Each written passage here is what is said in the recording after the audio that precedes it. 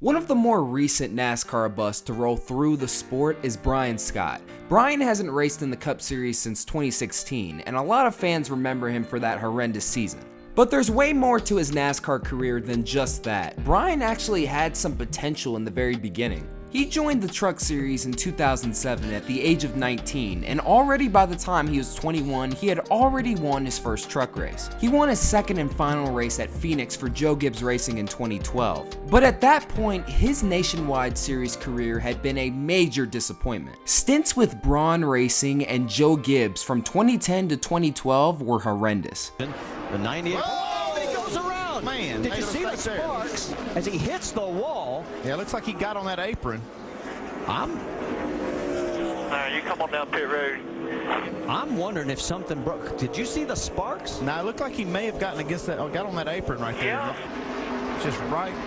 He doesn't actually catch the apron. Looks like he's just in that zone where you get so loose underneath the car.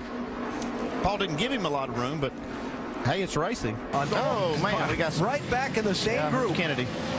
This looks like Brian Scott, Alex Kennedy there, tore all up. And another look at what happened here. Oh, looks like Alex Kennedy just lost it, man, and just slams into Brian Scott. Bad luck for Brian. Yeah. Looks like it might have been Allgaier gave him a little shove. And then here's the second contact. Yeah, Brian Scott just tags Hornish. To him just a little bit. Yeah, and it wasn't much, but as you move across that rear bumper, it just sends these cars, makes it very difficult to keep up with the steering of it. Well, you see, Hornish looked like he was just flying up through the middle there, coming by those guys. Middle of the corner. Oh, look out, and Brian Scott's got damage to the right front and flying through the infield. All right, guys, be ready here. Be ready. We got some damage right front. He manages to keep it from coming back up the racetrack. We got right side damage, Kevin, pretty heavy on the right front corner. Comes up, slides up in front, he gets on the brakes, it looks like. I think he got a little loose there. He did. Looked like the rear end came up because he was a little bit loose. Had to get out of the gas. Yep, got out of the gas, maybe touched the brake just a little bit. Got run over. On board with Eric Almirola. Pit wreck it. Stay low, just stay low, stay low.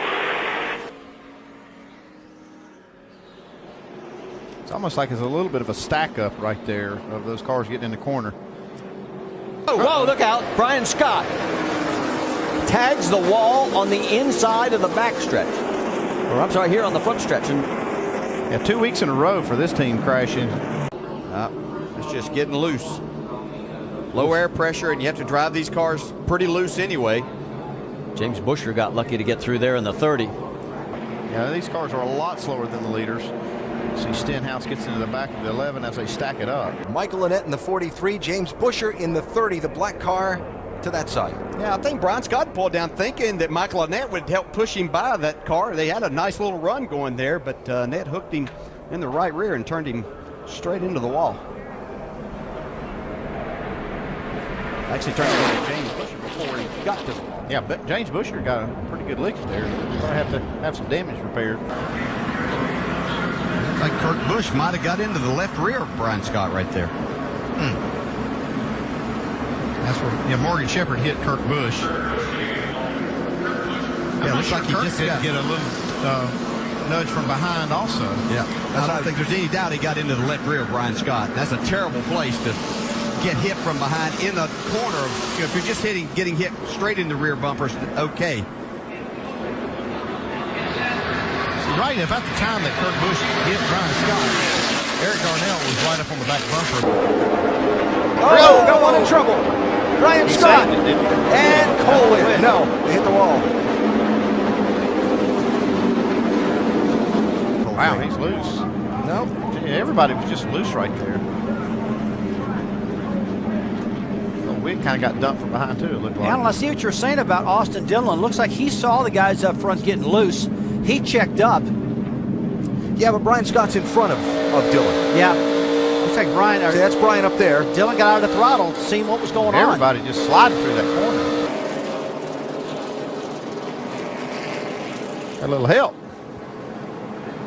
Enough to send him sideways, and oh, he did punch the nose a little. Yeah, that's more than a little, I think. He's going to have a few issues with that. Michael Lynette get around.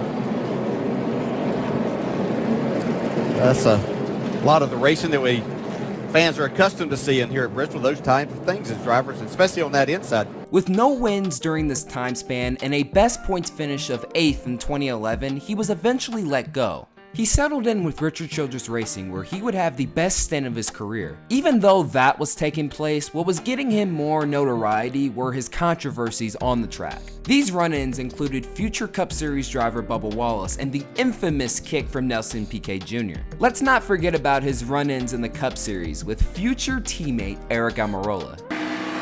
Still top of 3, top of 2.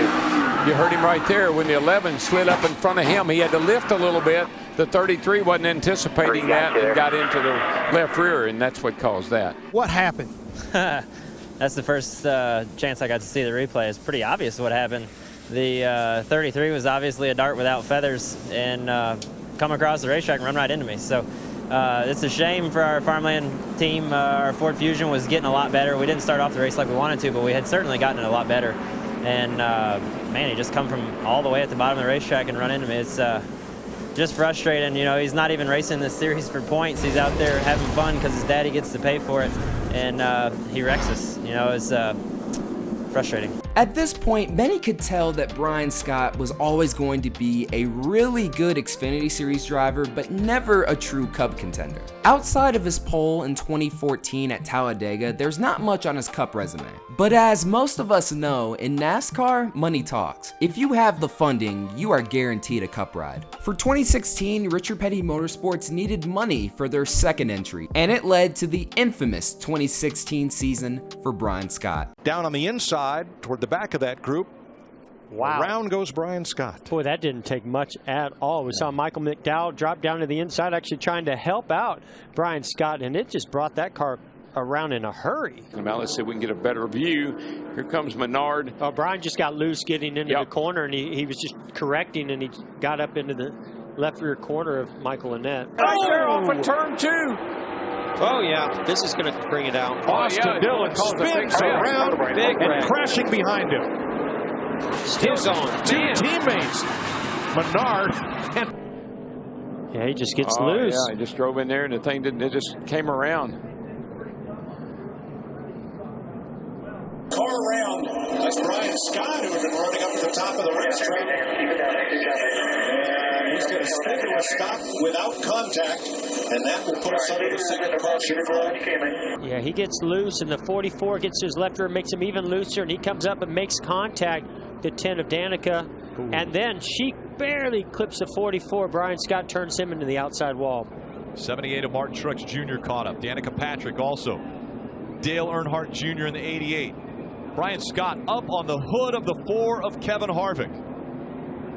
There the 44 of Brian Scott is sideways. Saves it coming off of 2, but then looks as though Kyle Larson may have been in the back of him when he came off of 2. And there's the heavy contact. Yeah, and you saw the backfire out of the tailpipes of the 44 as he was trying to save the car. It looked like he was maybe on and off the throttle. His speed probably reduced. The 42 is right behind him. You see the safety barrier doing a good job absorbing some of the impact there. Around goes the 1 of Jamie McMurray. He'll slide back up the racetrack.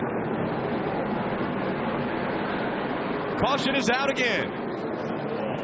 44 of Brian Scott, the 3 of Austin Dillon involved. Brian Scott, there's a brake pedal for reason. This is exiting turn 2. Tony Stewart on the lead lap. Brian Scott 4 laps down. You see Brian doesn't concede the spot. He has every right to race Tony Stewart off the corner. Tony gets loose. It looks to me like Tony's frustrated. It's hard to defend the 3-time champion at car control. I don't think he misjudged it. I think he just basically took his frustration out on Brian Scott. It's one of two things. Either misjudged it, which is at this point in the racetrack, there's really no excuse for misjudging it, something like that, or he got upset thinking Scott should have given him the space and ended up getting into Brian Scott. So either way, certainly on Tony Stewart. And right up in front of more traffic. Behind you in 3. Ryan Newman's in it. David Reagan is in it. Well, Fire. And Chris Buescher was in it as well. Chris Buescher involved. Brian Scott, he's got some damage to the right side of that car. That's probably going to have to bring him to pit road. Right up against the wall. Got loose, came around on him, but no contact. Now this is if you're driving the 18 car and you're in the chase, this is not what you want to see. A car spinning out right in front of you. Nice job. At the age of 29, Brian Scott decided his Cup Series career was over. In one of the worst rookie seasons in the Cup Series history known to man, his stats are this: 0 wins, 1 top 5, 1 top 10, an average finish of 27.7, and finished 31st in the standings. His sole highlight was a runner-up finish to Joey Logano in the fall race at Talladega. Even though his Cup Series tenure didn't work out, it's important to realize why Brian Scott retired. He simply wanted to spend more time with his family. From what I can tell, Brian Scott is without a doubt a very good family man, but when it comes to the Cup Series, oh goodness, it was a mess. And once again, that'll do it for another video. Thank you guys so much for watching. This is Black Flags Matter. Catch you next time.